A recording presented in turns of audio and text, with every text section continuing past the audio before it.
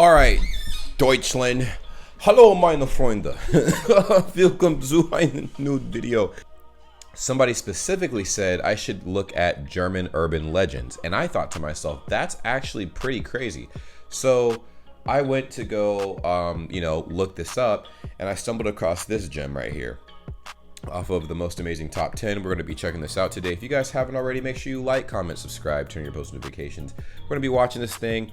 I'm going to be asking a lot of questions, and if I don't, I'm just going to watch it all the way through, and I'm going to be reacting to it. So if you guys got any other videos you want to show your boy, then go ahead and let me know in the comments down below right now. I have a Discord. Go ahead and follow me on Discord. I'm very active. I talk to you guys. We discuss a lot of different things. I'm teaching myself German. You guys can teach me German. And I'm also learning other languages as well. Serbian I'm learning.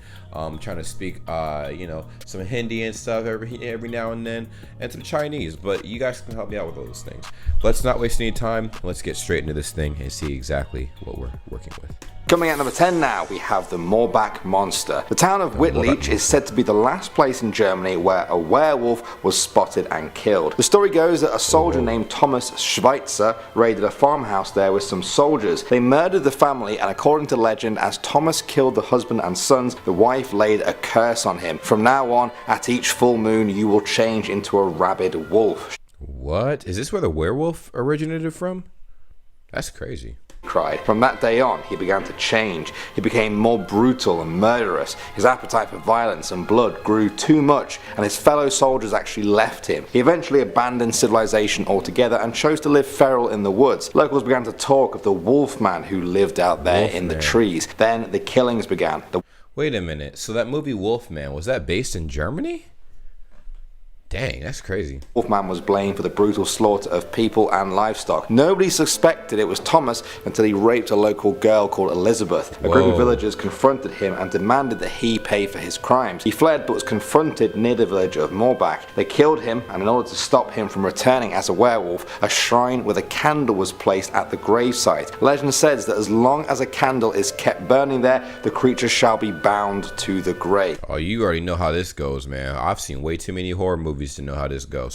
Somebody gonna forget, and then this man gonna come back to life and clap y'all up. That's exactly what happens. 9 months later, Elizabeth gave birth to a son which, to her relief, showed no sign of the curse and whose descendants still live in the area today. The story doesn't end there though. In 1988, a group of US Air Force personnel were returning to a local base. Hey, US Air Force, that's your boy. Hey, I'm in the air, or hey. That's passed by the shrine. They noticed the candle had gone out, and they mocked the local superstition that a werewolf was now on the loose. That evening, sirens went off when someone activated the sensor's perimeter. The guards reported seeing a large wolf-like creature standing on its hind legs. It stared for a moment at the guard before jumping over a 3-meter high fence. They tried to use dogs to track the creature, but the dogs refused to follow the scent. Make of this story what you will, but the dogs certainly knew something we didn't. Next up at number 9 now, we have Wildneil Hoster School. This building used to be a place of learning until the Nazis arrived there. They claimed the Franciscan brothers who ran the school were charging too much and kept suing them because of it. Their plan worked. The brothers filed for bankruptcy and left the place in 1937. After that, the Nazis stepped in. They turned it from a school for disabled children to an extermination center for them. There were 200 beds where disabled miners stayed before being gassed with carbon monoxide.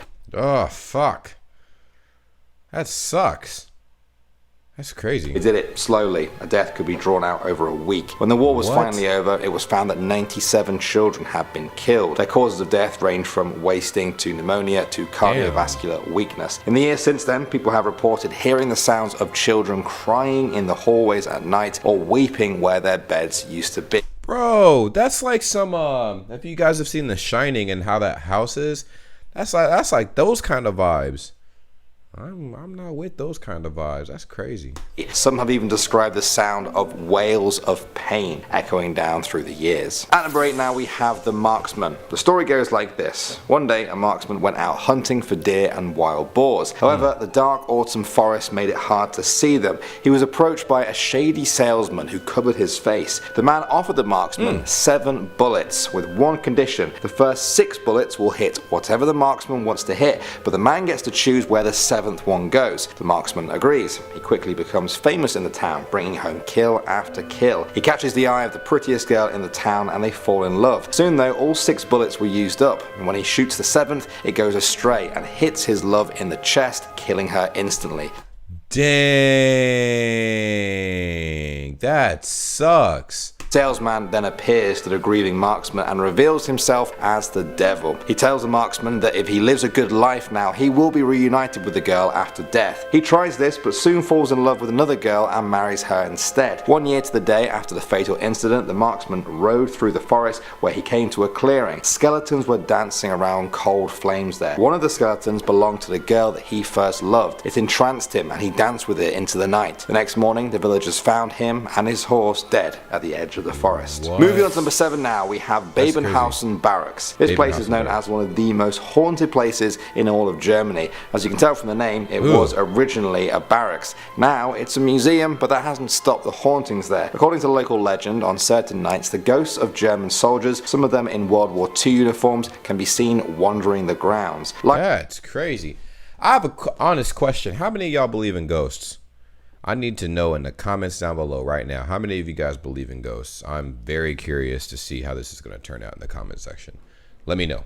Will flicker off and then on again at the same time as voices coming from the basement. If all of that wasn't enough, footsteps have been heard along with the occasional command barked in German, presumably for the soldiers who once lived there. Locals say that if a soldier happens to visit the museum and pick up a telephone, a woman can be heard on the other end talking backwards. What she's saying will be completely unintelligible. It's not German or English, but it just sounds backwards. What's the reason for all of this? Well, some say it's because the barracks is built on the site where a witch was burnt at the stake by soldiers many years ago. In death, she now Damn, they took the Salem witch trials worldwide. That's crazy. seduces and kills any soldiers who dare to get close to the barracks. Next up at number 6 now we have Der Grossman. This creature's name translates to the tall man. He's said to live in Slenderman. Bro, that's Slenderman basically, a German Slenderman. Germany's Black Forest, a place named by the Romans for its impenetrable darkness. The tall man may be the basis for the Slenderman urban legend. I was gonna say, like, bro, I heard that legend was based out of Minnesota or some shit, man. I'm starting to think, man,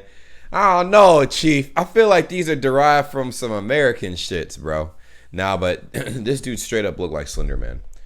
I'm sure you've all heard. He is a tall, disfigured being with only white spheres where his eyes should be. They say he is a fairy who chases bad children that find themselves lost in the forest. He never stops chasing them, even beyond the woods, unless he catches them or they tell their parents all the bad things they have done. Even then, that might not be enough. One account from 1702 came from a man who lived in the Black Forest. He said, "My son came into my bedroom yesterday screaming at the top of his lungs that the angel is outside. I asked him what he was talking about, and he told me some nonsense fairy story about Der Grossman. He said he went into the groves by our village and found one of my cows dead, hanging from a tree. I found nothing of it at first, but now he is gone. We must find my son, and my family must leave before we are all killed. I am sorry, my son. I should have listened. May God." Damn. Know what you're doing right now? That's crazy. Impressing the heck out of me. Also giving a Shih Tzu an updo. Forgive me. Don't know about you, I think that sounds a lot like Slenderman. Moving on to number 5 now, guys, we have Frankenstein Castle. That's because that legend is Slenderman. And that Slenderman legend is a legend from here. I think.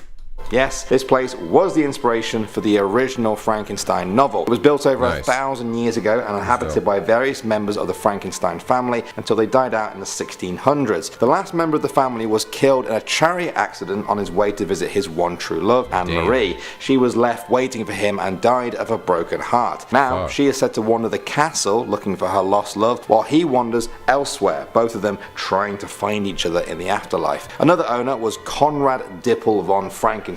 Amazing name. He was said to be a real-life monster in the form of an alchemist, scientist, and grave robber. Alchemist, man. I didn't even know what alchemy was until I started watching Full Metal Alchemist. That was my show. I ain't gonna lie. That was my show, man. He used to experiment with bodies, trying to reanimate the dead. Yes, just like the original story. The townspeople eventually stormed the castle to stop him, but before they could catch him, he drank one of his own potions and died. Now the creatures he created are said to roam the land nearby, and his ghost still haunts the many rooms, looking for eternal life. Honestly, I feel like if ghosts dead ass haunt shit now, they would be very surprised with like where our technology is or innovations. I don't think they would actually like, ooh, I'm scaring you. That I think that'd be too whatever. I think they'll be so infatuated with like all the cool shit we have now. I know it's a weird look on like how ghosts maneuver, especially malicious ghosts, but you gotta think. I feel like, I mean, if I was a ghost, I wanted to know what the future looks like 20 years from now. So I mean, time is relative, right? I wonder what time is like for a ghost. I wonder if it's void and they just stay in the same spot forever and time just stays stagnant. But either way, I'm just saying, I feel like as a ghost, bro, there's so many more things you can do than like fucking people up. You know, you could just like, I mean, I don't even know what it's like being a ghost, so I don't know. But you know, I could imagine if you were taking the form of a humanoid, you know, you could appreciate, you know, the environment around you, man. It's crazy. At number 4 now we have the Nakzera. This terrifying creature is basically a Germanic vampire. They are cursed creatures that require humans to survive, but it's not in the traditional vampire way. Oh, what the hell on earth? Is this man eating a dead child corpse? Jesus. Blood, they simply devour whole bodies, kind of like a zombie vampire hybrid. You cannot become one from being bitten or scratched either. They are most commonly created when someone commits suicide or dies from an accidental death. If a large group of people die of a disease, the first person to have died will become a Nakzera. When they first wake up, they devour their whole family, or if they get desperate, they even start eating themselves. Whoa, eating themselves? You got me fucked all the way up. Believe that they leave their graves, shapeshift into a pig, and then visit their family members to feast on their blood. Perhaps the most chilling way that these creatures kill people is by their shadows. It's believed that death will instantly befall. Oh, that's like some that's definitely a Fullmetal Alchemist type of thing. There's a homunculi that can control people through the shadows and shit like that. I mean, it's like, you know, evil Shikamaru in a way. But even though Shikamaru is a completely different anime, you got somebody like that. I think it was Pride and Fullmetal Alchemist Brotherhood that could control shadows and whatnot and fuck people up. It was crazy. Anyone who is covered with the shadow of this creature. Another reason to keep an eye out for any moving shadows at night. Next up at number 3 now we have the Pied Piper. This is the Pied Piper. I didn't know that was a German tale. That's dope. One more thing I didn't know. Perhaps one of the most famous ones on our whole list. In 1284, in the German town of Hamelin, a story emerged that was spread across the world. The town was suffering from a rat infestation when the Pied Piper arrived. He claimed to be a rat catcher and promised the mayor that he could save them all. The mayor And he did it by singing his little tune, man. I wonder. Was desperate and agreed, promising to pay the Pied Piper for all of his work. With that, the Pied Piper pulled out his pipe and walked around the town. The rats came pouring out from their hiding places as he played. They were transfixed by the music, following its sound like zombies. The Pied Piper then lured the rats into the Visa River, where they all drowned. Despite completing the job, the mayor refused to pay the Pied Piper. He said it was a scam and that the Pied Piper had actually brought the rats in there in the first place. The Piper stormed out of town. How petty. I guess it's good to know that, you know, the fucking leaders back then were just as petty as they can be now, man. That's crazy. His revenge. One day he returned when all the adults were in church. This time he played his pipe and attracted all of the town's children. 130 children followed him into a cave and were never seen again. Next at number 2 now we have the SMS Emden. This ship was completed in 1909 and sailed all over the world before being sunk just off Germany's northern coast. Damn, that's like their version of Flight 370, man. We still don't know what happened to those people on that plane, bro. R.I.P. I can only assume they were probably dead. It's been like 3 years.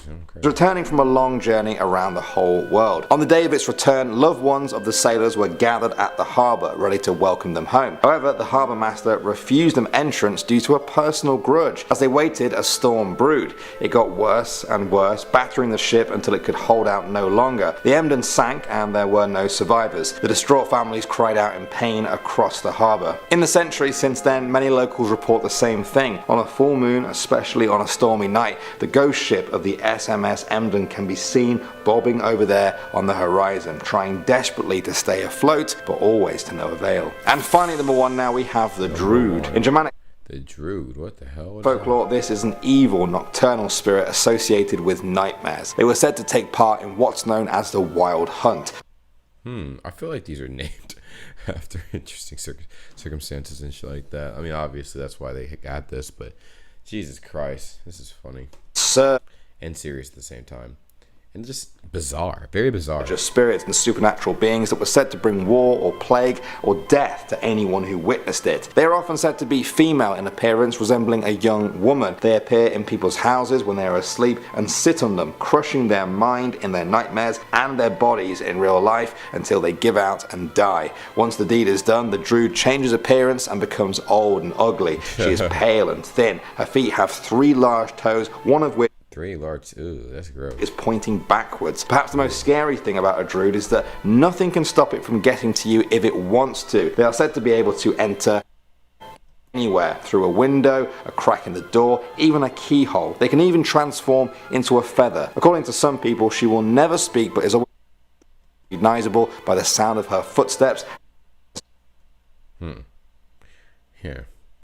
That's crazy. I don't know about all that, but I guess it is what it is, man. Interesting things that we've covered and learned and whatnot, which is great. I'm not gonna lie, your boy tired. It's late as fuck out here, so my bad if my eyes were doing the weird thing. I was definitely still paying attention. Let me know if you guys have heard of these urban legends before. I know the Pied Piper, everybody knows that, but I had no idea it was based in Germany. So just let me know. Let me know if it's a vibe or not. Like, comment, subscribe, turn your post notifications, join my Discord. We are active all the time, and follow me on Instagram and Twitter. I'm gonna try to be more active on both platforms, especially Twitter, so we get a constant update of what's going on. But yeah, that's pretty much it, and I'll see you later, guys.